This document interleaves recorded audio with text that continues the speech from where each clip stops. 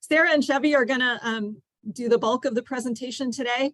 Monica and I will be here for kind of questions and monitoring the chat and things like that. So without further ado, let's go ahead and get started. And I'm going to turn it over to Sarah and Chevy. Thank you, Chris.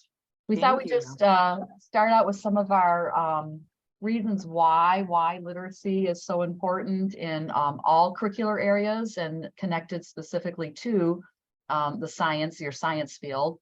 So the first bullet point, literacy provides opportunities to read informational text to validate students' constructed response to a phenomena. Oh, this one was yours, Sarah, sorry. That's okay. And reveal contradictions in our understanding and extend students' thinking.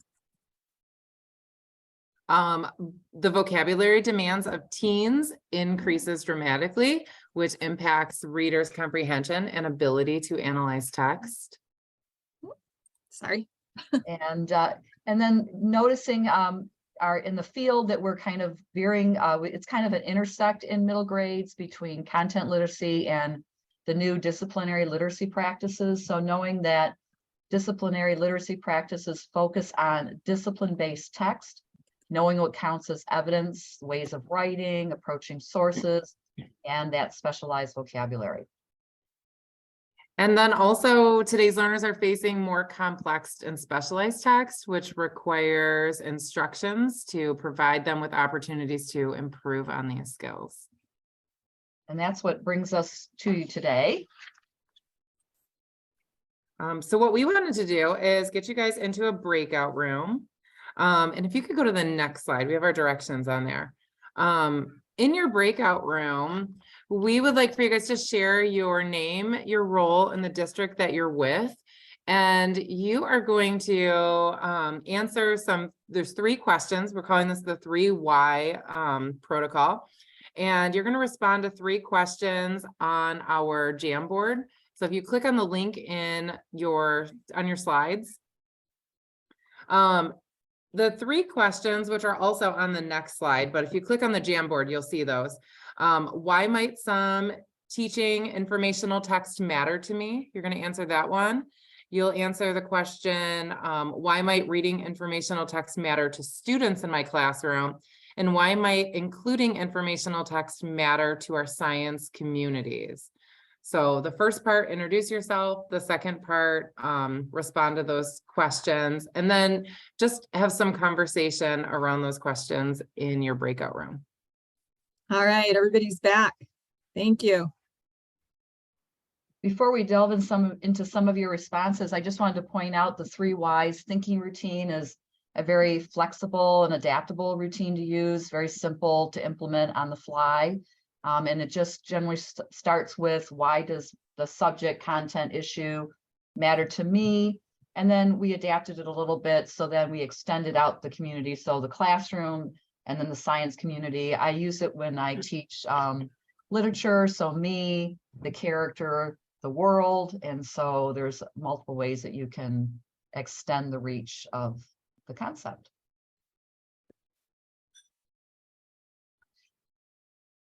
So the first why, we asked you to look at, why does it matter to me? So I'm just going to zoom in on one. Beefing up our informational text in science so the students are not only getting it in their language arts class. Yay! That's a good one for me to hear as an ELA teacher. Thank you. Yes. If my students don't know how to read or write, they will not be as successful as a scientist, which is so true. They have to. And then why might reading informational text matter to students in my classroom? Let's see, there's so many good ones. I'm just gonna, students should be able to understand, synthesize, and apply information to new situations from what they have read. They love to learn how to play video games, for example. So yes, very true. And informational text can provide evidence they might need to prove their claims. We see that across all content areas. And then why would it matter to our science communities at large? The big thing is scientists show the results of the research this way. So I know my second oldest son is a project scientist, and he does a lot of writing and a lot of reading. That's a big part of his career path. Yeah, and just kind of piggybacking off of that one. This is where we get to share out our research and our findings. Thank you for taking the time to do that. We hope that kind of primes you for what's coming next in our presentation. And just giving a little bit of background on Notice and Note. So about a decade ago, I participated in a book study when Dr. Beers and Prost out on the West Coast designed now Notice and Note signposts. First for fiction was their first area of focus, and they looked at 1,000 different books written for middle grade and young adult readers, and they noticed commonalities, and they noticed these signposts, as they put it, that will occur again and again, and they direct the reader to then pose these anchor questions. And so the fiction signposts were out, and then a few years later, they also published the nonfiction. So if you see on the top left corner, there's the picture of that text. I think that was in 2015. And then they came out with 2 other books after that that also focus on the signpost and other reading strategies that you might find helpful. But what I appreciate is that the posters in themselves are easy to teach, and we have them as anchor posters hanging in our classrooms, and they have the same format. So that's the signpost and the identifier. So this is a contrast and contradiction, and then it describes on the next section of the poster on the right, when the writer presents something that contradicts with what you know or think, or when the writer shows you a sharp contrast between people, groups, or ideas. What's really nice is your language arts teachers are also doing signposts, the fiction, that these intersect. So in the Notice and Note nonfiction, there are 5 signposts. Fiction, there are 6, but they both share this one. They have this one in common, contrast and contradiction. And it's one of the more frequent signposts you'll come across. And whenever you have your readers notice the signposts, then the really critical part is asking them to stop and ask themselves this anchor question. And the anchor questions are fairly simple. This one is, what does this make me wonder? And then you could also kind of, another viewpoint would be, what is the difference and why does it matter? And so what you're really teaching students to do is to be engaged, active readers. I tell my students, there's not always going to be a teacher handing you comprehension questions when you're reading text, that your job as a reader is to notice ideas or signposts that the author has put in, and then most critically to make those inferences. So what does this make me wonder? And the next few slides, we're going to highlight each of the signpost posters, and then there's just brief videos that you can access on YouTube. If you just search Notice and Note nonfiction, most of them are a couple minutes or less, but they do a really nice job explaining the signpost to students. And first of all, explaining to us if you're just learning them, and then an easy way to introduce the signpost in your classroom. So the first one, we can go ahead and play that. A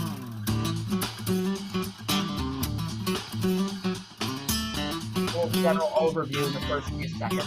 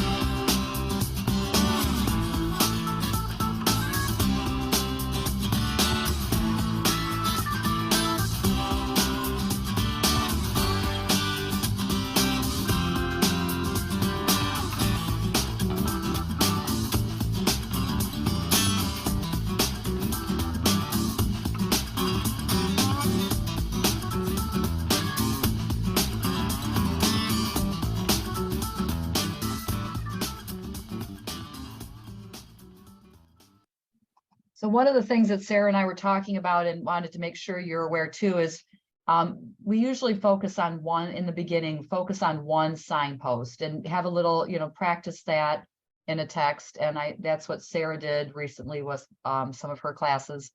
And then as you feel, comfortable, you can introduce the next one. To start, I would probably use contrast and contradiction because it is one of the more frequently used. We have the anchor charts in the classroom, but a lot of teachers use bookmarks. You'll find a lot of those resources online, or charts with, we're going to show you a couple graphic organizers that we use. Yesterday, I was exploring a little bit on the internet, and I noticed that Beers and Prost have partnered with Houghton Mifflin Harcourt. And so you might want to jot this down if you have paper and pencil. So it's the letters HMHCO.com. That's Houghton Mifflin Harcourt's address. And if you just search Notice and Note, they have a lot of a couple of interviews, kind of where they got the ideas from, and some access to some posters and some resource materials. So that address again is HM, and maybe we can put that in the chat, someone, HMHCO.com. So that was kind of something that was just recently posted. So I want to take advantage of those things. So that's the first one, contrast and contradiction. And we're going to give you an opportunity to notice these in some informational text. And the next signpost we can look at, this one might even in nonfiction, this one comes up maybe even sometimes more frequently than the contrast and contradiction. This is numbers and stats. So again, you notice a similar format, the way the anchor chart is positioned, and we'll go ahead and find out more about numbers and stats.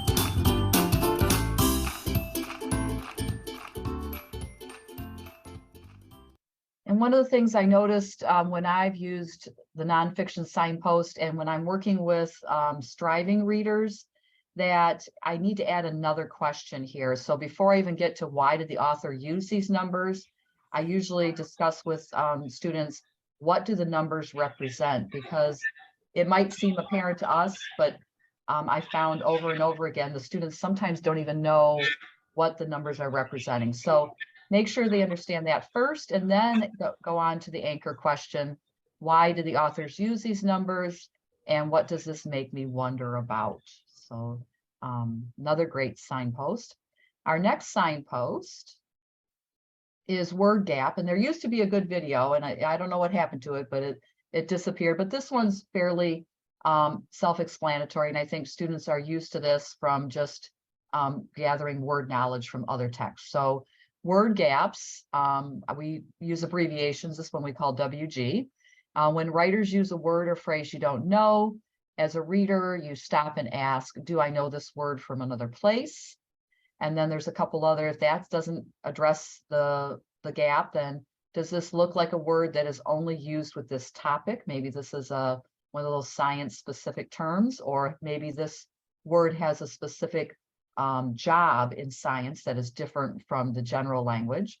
And do I see any clues in the sentence that might help me figure it out? So a lot of your informational text will give maybe the next sentence will stop and explain, or within the context of the sentence, the writer will use in a positive and just, define the word right there. So teaching our readers to use some of these strategies, because when you get into, like we said earlier, wide literacy, because the vocabulary, the complexity really ramps up when we get into our middle grade text. And then our next signpost, quoted words. So when the author chooses to quote someone, we're going to ask, why was this person quoted and what did the quote add?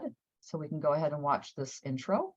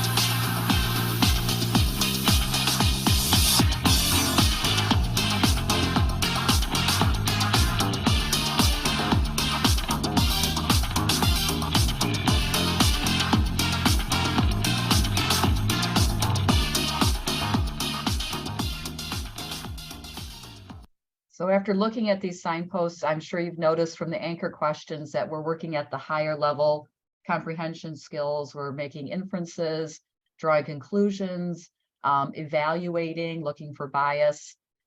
So that's another great thing that, these are hard things to teach, but when we give students the specific signposts to look for and the questions to ask themselves, we find, and then through a lot of discussion, when you first start using this, and even after you introduce and they feel comfortable, these are tools that you'll want to again and again come back to and allow students to discuss with each other and find and then create meaning through that discussion and through the anchor questions. And then the last signpost. So this is an interesting one related to science, because I know a lot of our science text have come from perspectives and different viewpoints. So this one is absolute and extreme language. So when an author makes a statement that allows for no exceptions, is unreasonable or exaggerates, then we need to stop and ask, why did the author use this language and what does it make me wonder?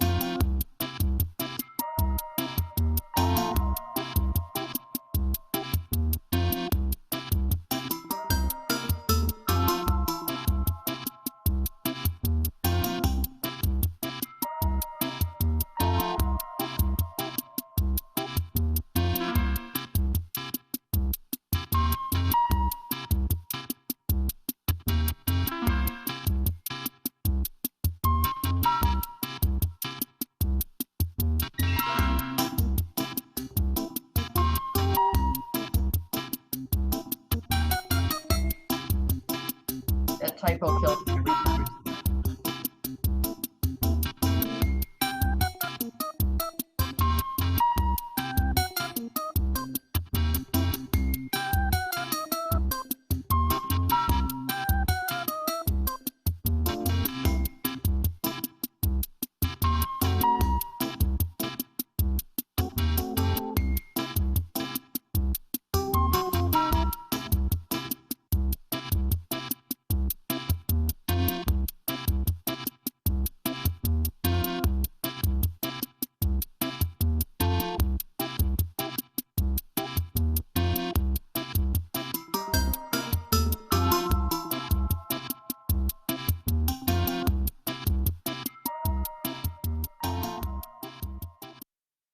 So extreme language even takes us into that critical literacy and the critical lens and looking for bias and exaggerations, all that good stuff. So those are the 5 signposts.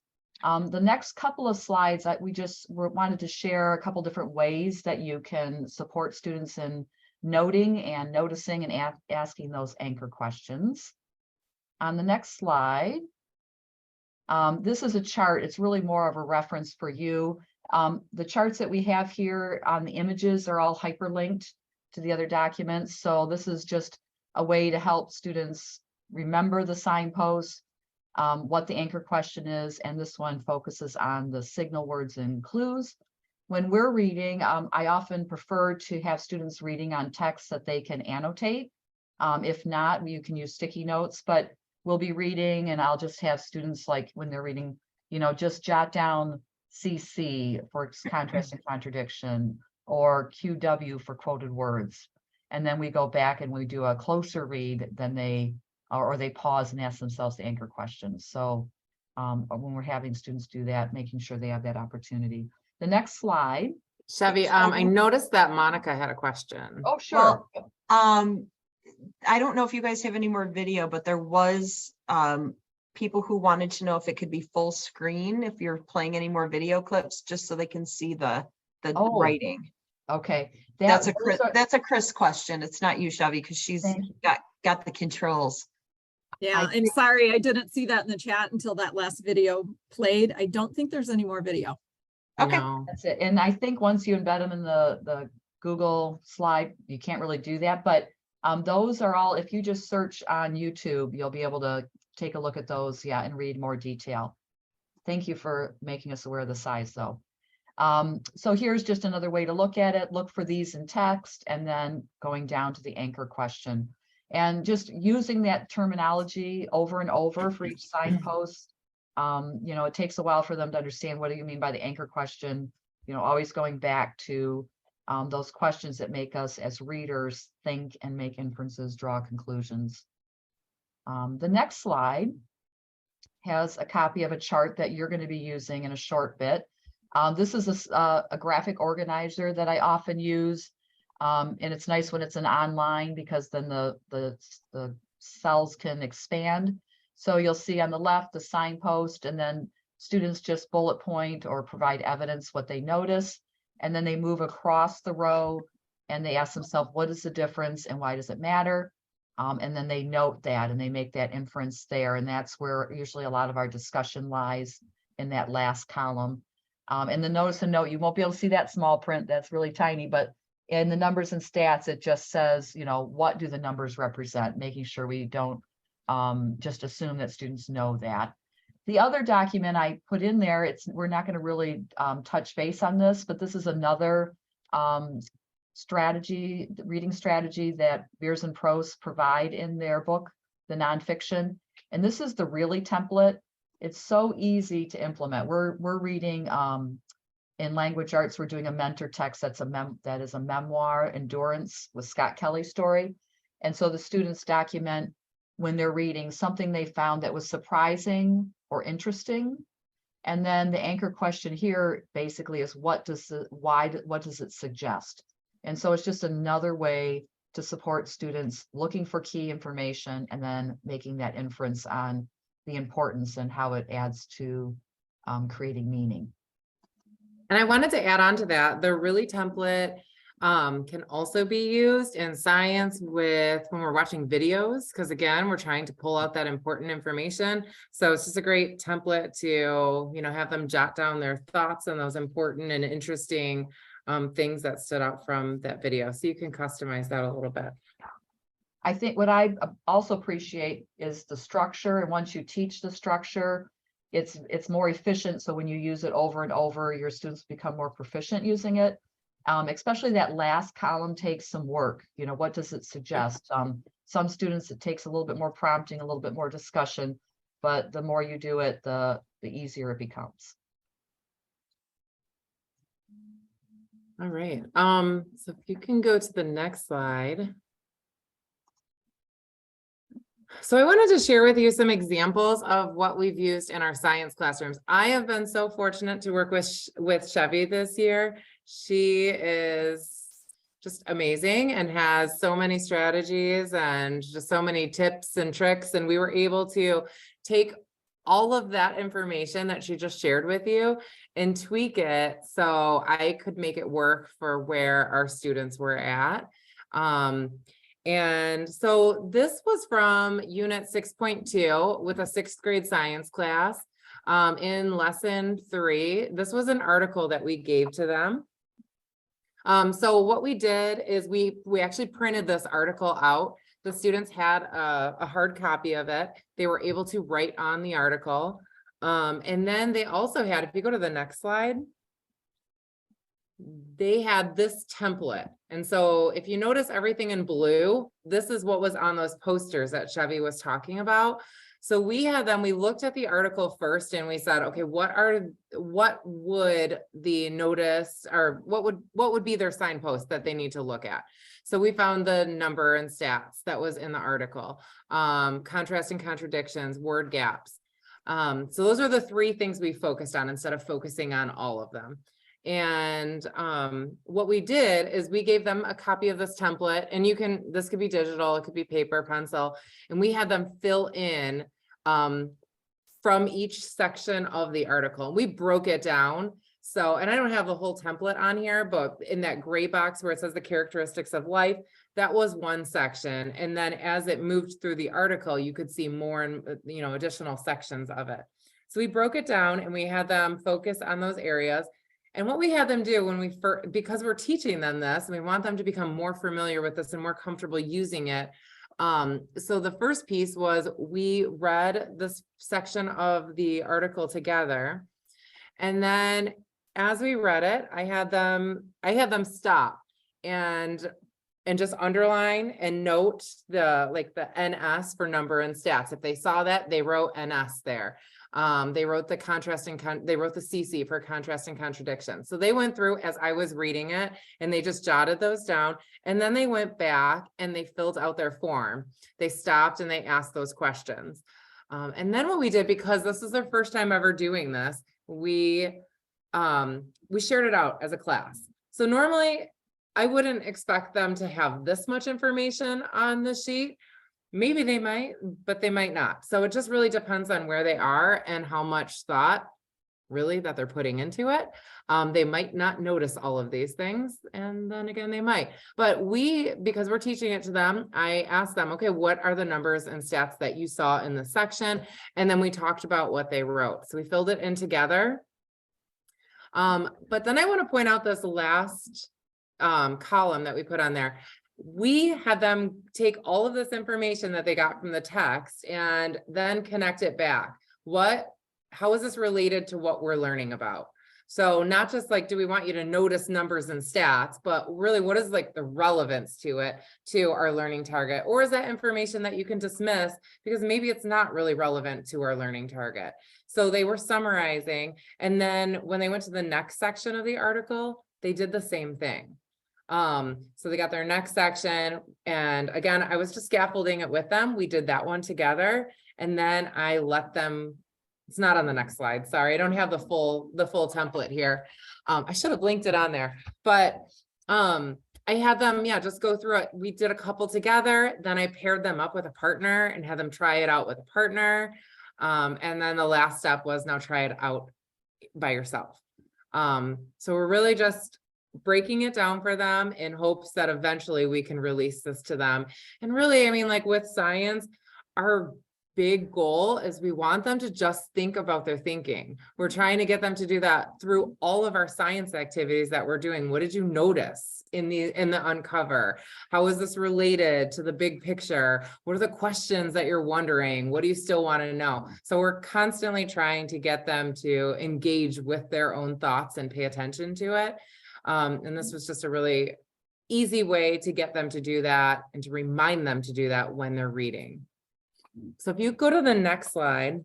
Sarah, just one connection before you move on to the next reading activity.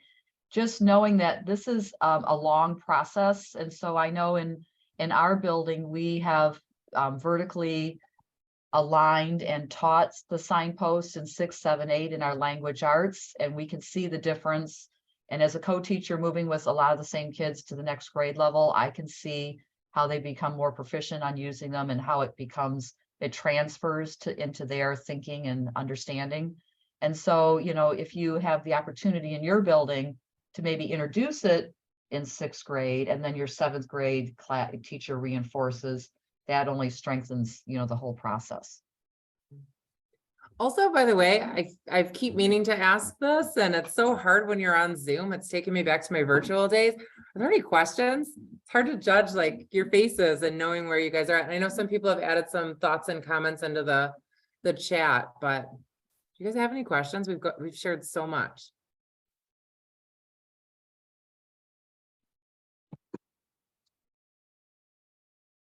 I see Holly just said, where do I find the template? Chris, you mentioned that you have it within some of some of the new lessons. I wonder if we can also, maybe we could push out everything that we're sending today. I can give a copy of like my blank template that I have. We can send these out. And I also, if I don't know, Chris, how you're putting out the presentation, but right now everything is hyperlinked to the image. So all the templates that I shared earlier, if you just hover over the image, it'll take you to a Google Doc that is has open sharing access that you're welcome to make a copy and use on your own. So you all have access to the slides now. Tomorrow morning, I'll send you the sketch information, but then MyStar will process the video of this, and I'll send another email when that's done next week. And with that, and we'll link that public agenda, and I can link anything that Sarah sends to me, any templates to that also. So it'll take a few days to get that video together, but you'll hear from me a couple times in the next week regarding this. And we've used the notice and note format in some of our new readings. MyStar's in the process of making sure that every single unit has at least 3 texts with reading guides, and that's one of the ones that we've used. There's probably some copyright issues with, you know, as MyStar. I probably can't provide you with the exact stuff that Houghton Mifflin's trying to sell to you. So teacher to teacher is usually fair use. So if you share it, you know, just from Sarah, that's probably fine. Or, you know, you can always take the ideas and adapt it a little bit. I adapted almost every single thing I did in my classroom, you know, changed a little bit to make it work for me. So, Right. You know, that's also doable. Could you go to the next slide? Sure. Thank you. So this one was a MyStar article. This was from 7th grade, 7.6. And this was in lesson 2. What we did is we took like a text in the middle format. So we just copied the MyStar text and we added it to the middle. And then I really just wanted kids to focus on what words are you not familiar with? So what are the word gaps? And then also, how does this relate back to our learning target? So we're taking our word gap and then we're just processing the text and just summarizing it. So, you know, this one, we read it together. As I was reading to them, I was again having them underline any words that they were not familiar with. And this was a pretty simple paragraph, like this first one. So like grippy was one that this is just like a student sample. So I just copied them. And actually, like when I look at their learning target summary, this is one of my higher level students. So them just not understanding what the word grippy means and thinking about it in terms of like eating and the tongue and our senses, that was really, you know, where they were at with this. So they might have come up with some other vocabulary words. It just depended. I had all of my students share out, tell me words that were your word gaps. And as they were telling me those words, I was listing them in that left column. And I was having them tell me what what it meant based on those stop and ask questions that are on there. So we were coming up with our definitions and looking for clues to figure out what those words meant. And then after, like I said, I had them go back. Now that they've got clarity on what those words all mean, they were just summarizing as we went through the text.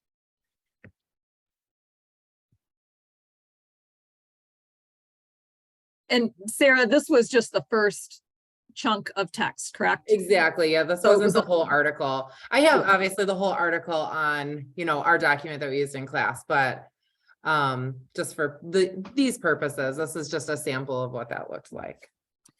Text in the middle is a really great reading strategy. And as we've been adding readings to MyStar, we've used text in the middle, not always with this notice and note signpost, but with, other scaffolding kind of questions.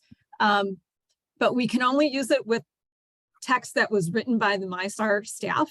So if we are using an article from another website or, CK12 textbook or whatever, we as MyStar can't, because of copyright, put their text in our text in the middle format. So, but a teacher in a classroom, it's fair use to do that. So just keeping that in mind too, as you see some of the things that we're adding. If we didn't do text in the middle, and it's a, someone else's text, that's why, but you're always welcome to modify it and put the text in yourself. And really, that's been like the beauty in this work, especially working with Chevy, is like taking things. This was not a complex text. So we didn't need to go and analyze, numbers and stats. We looked for contrast and contradictions, and that was not in this article. This was pretty short and right to the point. So we just thought, like, what might our students need? And word gaps seemed to be what they needed. They needed to read this article. This was important for their understanding and validating their understanding. But just to support them, the word gaps just seemed to be the way we needed to go. And then also adding that learning target on. So like the flexibility and being able to adjust, what we're doing and how we're doing it, and taking the MyStar articles and tweaking them.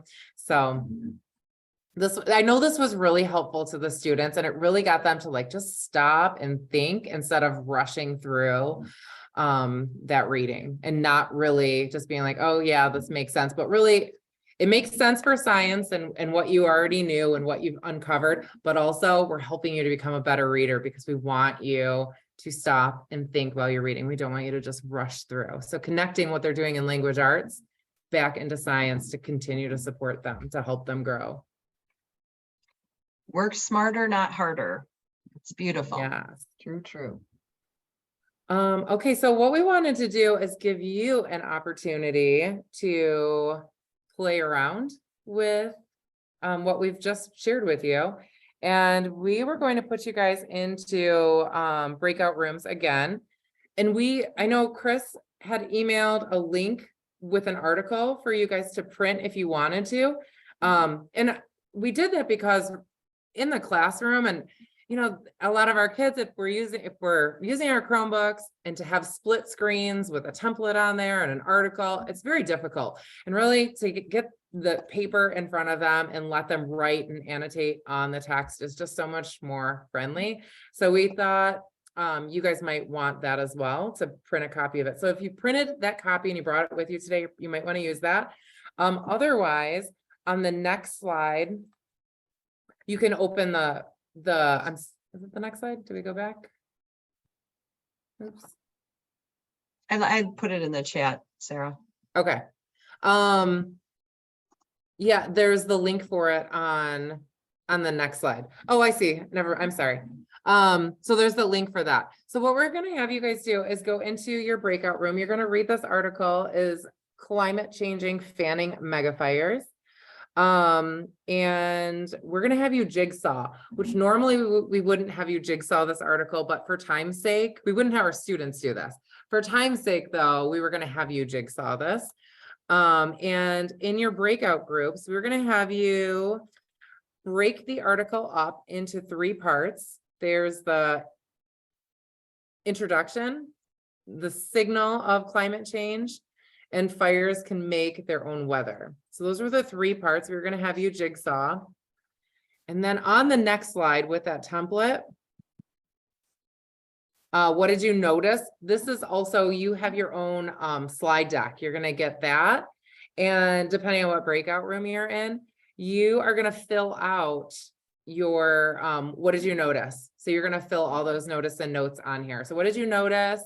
And then you're going to make note of it. So you'll have an editable copy of that. So if we go to slide 24, once you get into your breakout group, you can click there depending on what breakout room you're in. If you're in room 1, you'll click the first link to get your slide deck and it will have that template on there for you. There's one template per person in your group. So that way you'll each have your own that you can type on, because there's not a lot of room for us to share these. And then Chevy, I feel like I'm missing something. No, I think it sounds good. So yeah, everybody will do their noticing and making sure you're going across the row, asking yourself the anchor question, and then making that inference or drawing that conclusion.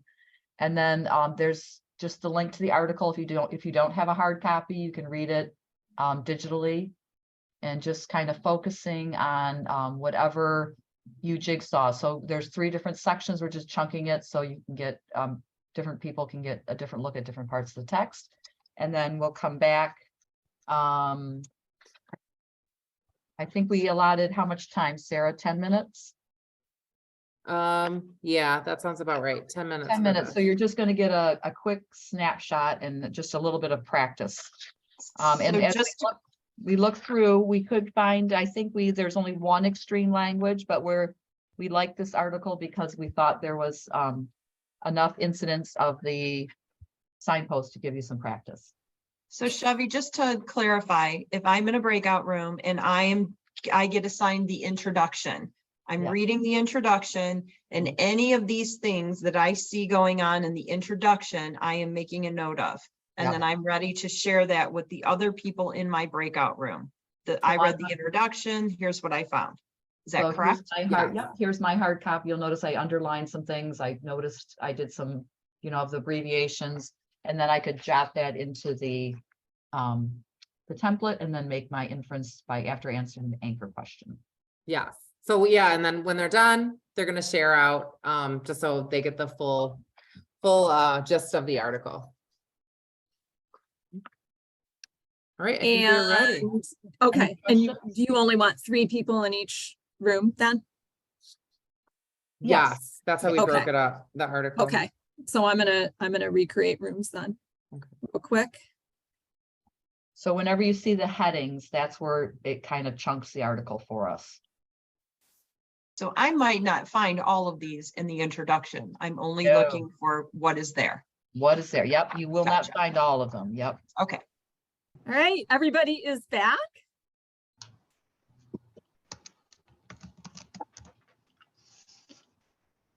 No. Sarah, So, did you want to share out what we had a discussion while you were doing your reading. And Sarah had some observations from working on a new piece of text with some students. Yeah, so today we just started 8.1, and we, going from being digital and just trying to learn, we just went one-to-one, trying to learn what works best for our students.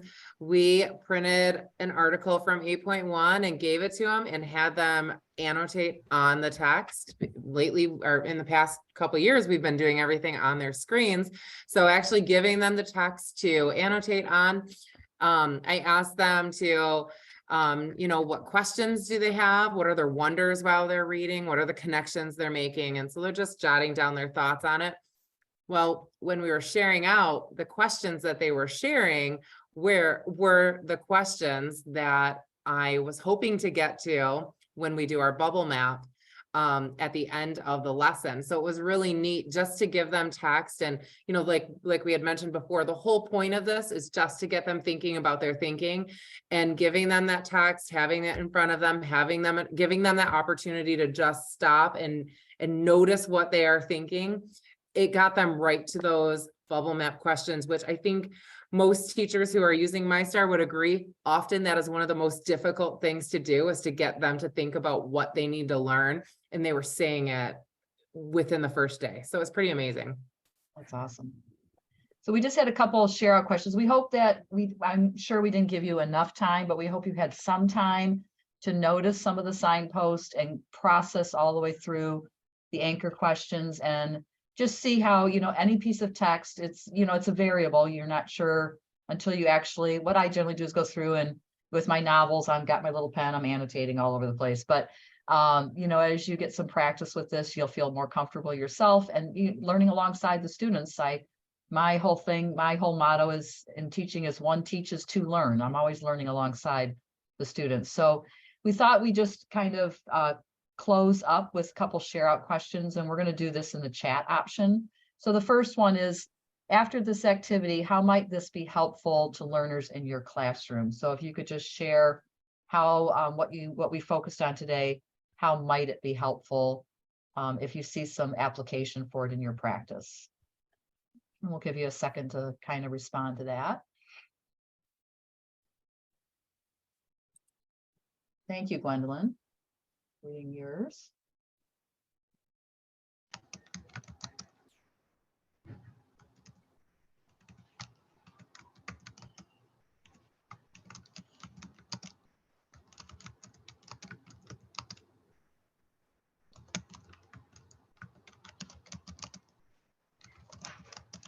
Thank you, Holly. Whole bunch coming in.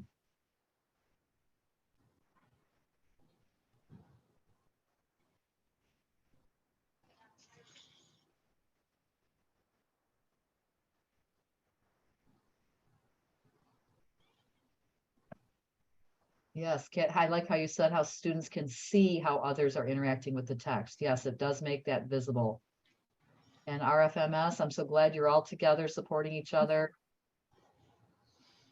Accountability, very true. We have a lot of students where we just had a whole PD in our district about engagement and the importance of engagement and learning.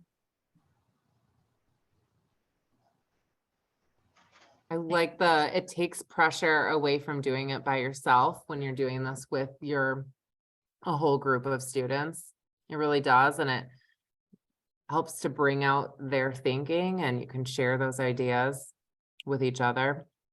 It really helps to support our struggling readers. Yeah, Gwendolyn, today we did introduce all 5 of the nonfiction signposts.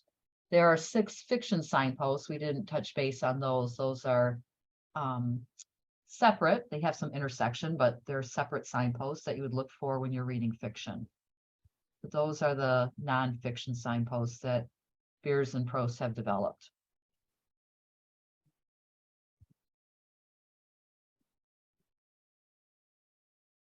I think looking at what Lisa just said, asking students why the author, put something in quotes, and just helping them to gauge the validity of the resource is just so important,